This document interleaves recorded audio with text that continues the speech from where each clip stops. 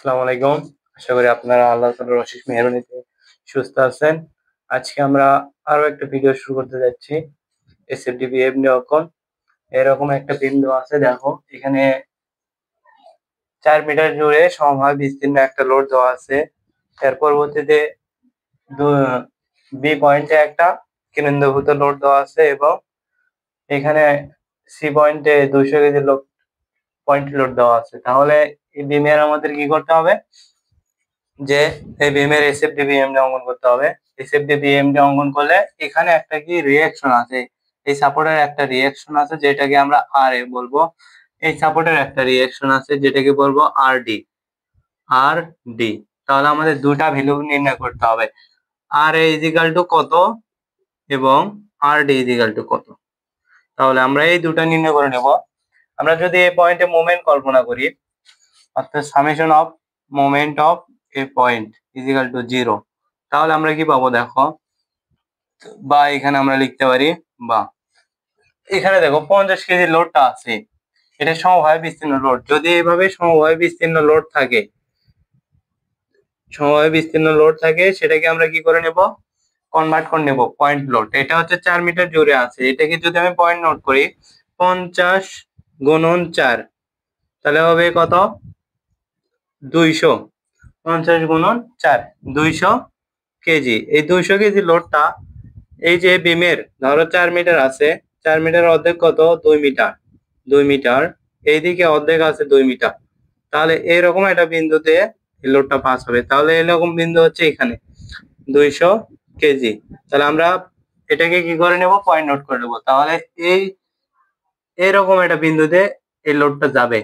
তাহলে এখানে মোট ফোর্স কত, 200 কেজি। তাহলে 200 গুণন এখানে লম্ব দূরত্ব দেখো, এ পয়েন্ট থেকে এতদূর পর্যন্ত ডিস্টেন্স হচ্ছে 2 মিটার। তাহলে আমরা এখানে লিখবো 2। এই ফোর্সের আমাদের হিসাব করা, ক্যালকুলেশন করা হয়ে গেছে। এখানে একটা কেন্দ্রভূত লোড আছে, এটা ঘড়ি কাঁটার দিকে পজিটিভ, সেজন্য আমরা প্লাস চিহ্ন দেব। এখানে 100 গুণন লম্ব দূরত্ব এখানে 4 মিটার, এ পয়েন্টে বি পয়েন্ট পর্যন্ত দূরত্ব হচ্ছে 4 মিটার। পরবর্তীতে এখানে একটা ফোর্স আছে সি পয়েন্টে, এটাও কিন্তু ঘড়ি কাঁটার দিকে ঘুরবে, তাহলে এটাও কি হবে, পজিটিভ। এবং এই ফোর্সের ভ্যালু হচ্ছে 200। লম্ব দূরত্ব দেখো, এই এ পয়েন্ট থেকে এই 200 মিটার সি পয়েন্ট পর্যন্ত দূরত্ব 4 2, তাহলে কত হবে, 6 মিটার। পরবর্তীতে এখানে কি আছে, একটা রিঅ্যাকশন আছে, যেটা হচ্ছে কি এ বিন্দু সাপেক্ষে ঘড়ি কাঁটা বিপরীত দিয়ে ঘুরবে। তাহলে আমরা দেবো এটা মাইনাস আর ডি গুণন লম্ব দূরত্ব দেখো, এখানে 4 2 6 আর 2 8, তাহলে লম্ব দূরত্ব হবে 8 মিটার ইজিক্যাল টু 0। বা এই জায়গাতে আমরা করতে পারি 200 গুণন 2 করলে হবে 400 প্লাস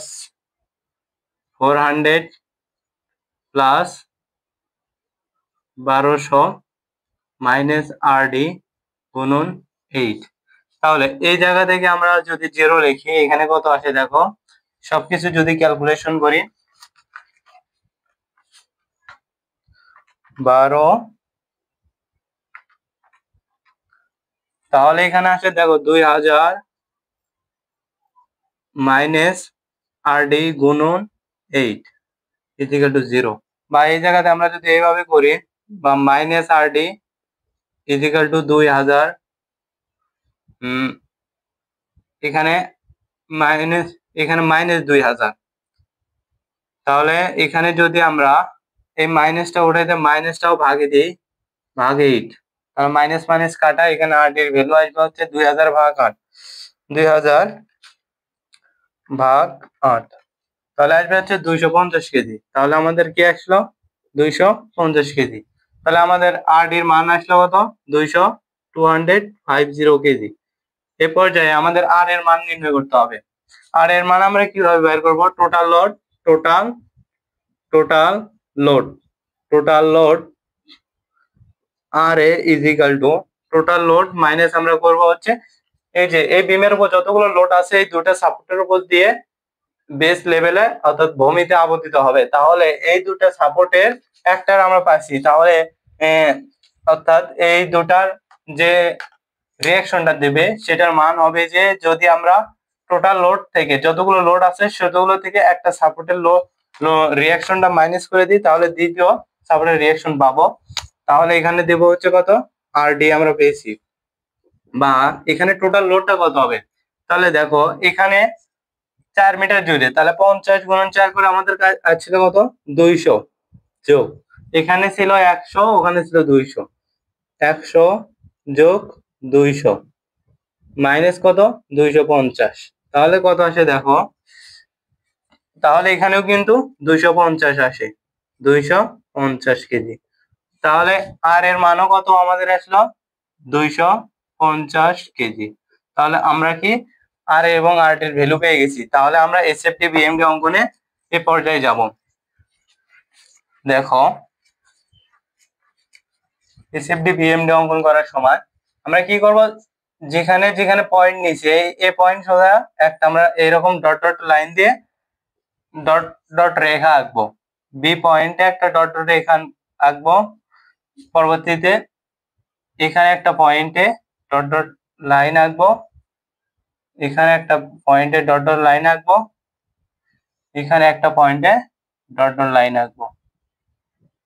এই পর্যায়ে আমরা এখানে একটা রেফারেন্স অক্ষ কল্পনা করব, যেটা হচ্ছে 0 0। তাহলে দেখো এখানে রিয়াকশন এই সেফটির সময় উপরের দিকে হলে পজিটিভ, নিচের দিকে হলে নেগেটিভ। তাহলে উপরের দিকে পজিটিভ, তাহলে ফোর্স তার মানে রেফারেন্স অক্ষে নিচে যাবে। এখানে আর আছে কত, 250। সাপোজ এখানে ধরলাম আমরা কত, 250।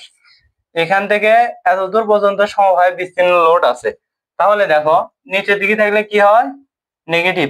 এই জায়গাতে যদি আমরা কেন্দ্রবিন্দু লোড কল্পনা করি, এখানে এখানে কিন্তু আমাদের ফোর্স তৈরি হয়েছিল, এই বিন্দুতে আমাদের ফোর্স ছিল হচ্ছে 200 কেজি, 200 কেজি।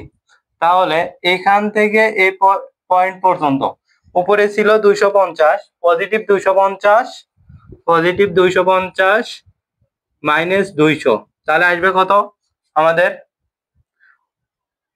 অথবা এই জিনিসটাকে আমরা এইভাবে কল্পনা করতে পারি যে এখান থেকে ইনক্লাইন্ড হয়ে আসছে এই পয়েন্ট পর্যন্ত, এটা কল্পনা করার দরকার নাই, আমরা পয়েন্ট ধরবো হচ্ছে এ বি পয়েন্ট একটা।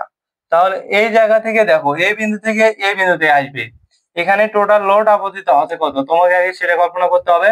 অর্থাৎ এই পুরো লোড হচ্ছে কত কেজি আমাদের, 200 কেজি। তাহলে পুরো লোড হচ্ছে আমাদের কত, 200 কেজি এই সমভাবে বিস্তীর্ণ লোডে। তাহলে এই লোডটা হবে 250, তাহলে এখানে আসবে কত, পজিটিভ 50, তার মানে রেফারেন্স লাইনের উপরে হবে। তাহলে রেফারেন্স লাইনে 50 ধরো এখানে, তাহলে 50। তাহলে এখান থেকে এখানে আসবে ইনক্লাইন রেখা। কি হয়, সমভাবে বিস্তীর্ণ লোড হলে এসএফডির ক্ষেত্রে ইনক্লাইন রেখা হয়। পরবর্তীতে এখানে দেখো আবার 100 কেজি লোড আছে, তাহলে পজিটিভ 50 ছিল, পজিটিভ 50 ছিল এখানে। আবার নিচের দিকে থাকলে কি হয়, নেগেটিভ, তাহলে মাইনাস 100, তাহলে আসবে হচ্ছে কত, -15। তাহলে এই এখান থেকে নিচে একটা নামে আসবে, যেটা হবে কত, -50। -50 এই বি পয়েন্ট থেকে সি পয়েন্ট পর্যন্ত লোড নেই, তাহলে কি হবে, সমান্তরাল সরলরেখা হবে। সমান্তরাল সরলরেখা গেল, এখানে কত, -15, -50। এখানে 200 কেজি লোড আপতিত আছে, নিচের দিকে হলে কি হয়, নেগেটিভ হয়। তাহলে -50 মাইনাস 200, তাহলে কত হবে, -250, -250। তাহলে এটা কত হবে, এখানে নিচে যাবে হচ্ছে যে -250, এদিক দিয়ে এখানে আসলো, এখানে হচ্ছে -250। এই জায়গা থেকে সি পয়েন্ট থেকে ডি পয়েন্ট পর্যন্ত কোনো লোড নেই, অর্থাৎ লোড শূন্য থাকলে কি হয়, সমান্তরাল সরলরেখা হয়। তাহলে এখানে দেখো আর ডি আছে 250, তাহলে -250, উপরের দিকে থাকলে কি হয়, প্লাস, তাহলে +250। তাহলে এই দুটো কাটাতে কি হবে, 0, তার মানে 0তে গিয়ে মিলিত হবে। যদি 0তে গিয়ে মিলিত হয় তাহলে বুঝবে তোমার এসএফডি হয়েছে। তাহলে আমরা এগুলো একটু এরকম করে ডিজাইন করে দেওয়া সুন্দর করে।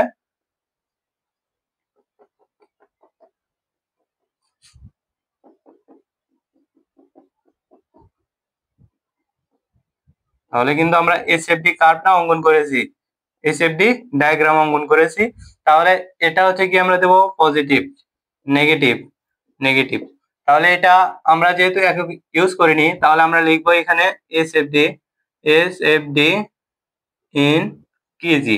তার মানে আমরা এই ইউনিট গুলো ছিল কেজি, আমরা কেজি লিখিনি, সেজন্য আমরা লিখলাম এসএফডি ইন কেজি। এরপর যে আমরা কি করব, বিএমডি কার্ভ অঙ্কন করব। বিএমডি কার্ভ অঙ্কন করার সময় এসএফডি থেকে আমাদের কি করতে হয়, বিএমডি অঙ্কন করতে হয়। তাহলে আমরা নিলাম এখানে 0 0 অর্থাৎ রেফারেন্স লাইন। এ পর্যায়ে আমরা বিএমডি অঙ্কন করার সময় আমাদের কিছু কাজ আছে, অর্থাৎ এসএফডি থেকে আমাদের বিএমডি অঙ্কন করতে হবে। এসএফডি তে যে ক্ষেত্রফল আছে সেখান থেকে আমরা কি করব, বিএমডি অঙ্কন করব। আচ্ছা দেখো, এটা একটা ট্রাপিজিয়াম, ট্রাপিজিয়ামের ক্ষেত্রফল কি, সমান্তরাল বাহু যোগফল গুণন উচ্চতা। সমান্তরাল বাহু হচ্ছে এখানে দেখো 250 যোগ 50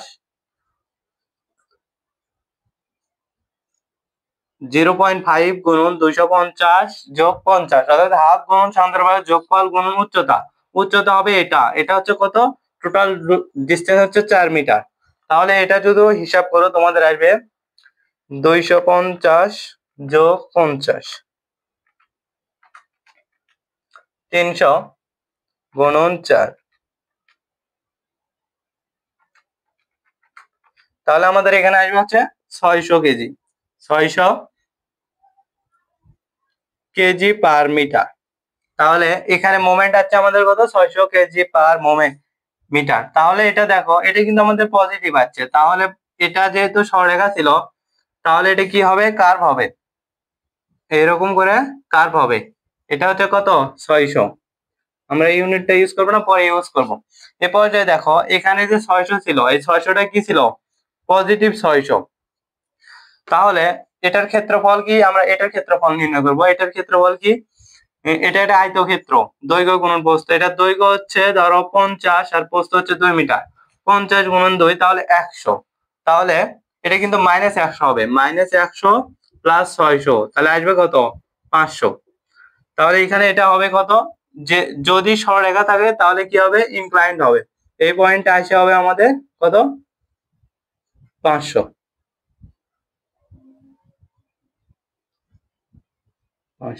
এখান থেকে আবার দেখো, এটাও একটা ক্ষেত্র। এই ক্ষেত্রে দেখো এখানে -250 গুণন এখানে 2, তাহলে আসবে কত, -500। তাহলে এখানে -500 আর +500 করলে কত হবে, 0-তে গিয়ে মিলবে। সরলরেখা থাকলে কি হবে, সরলরেখা থেকে হেলানো সরলরেখা হবে। তাহলে হেলানো সরলরেখা যদি আমরা দিই, এটা হচ্ছে আমাদের বিএমডি। এটা কি, পজিটিভ। এখানেও তোমরা এইভাবে কি করতে পারো, এরো করতে পারো, সুন্দর করে দাগাতে পারো।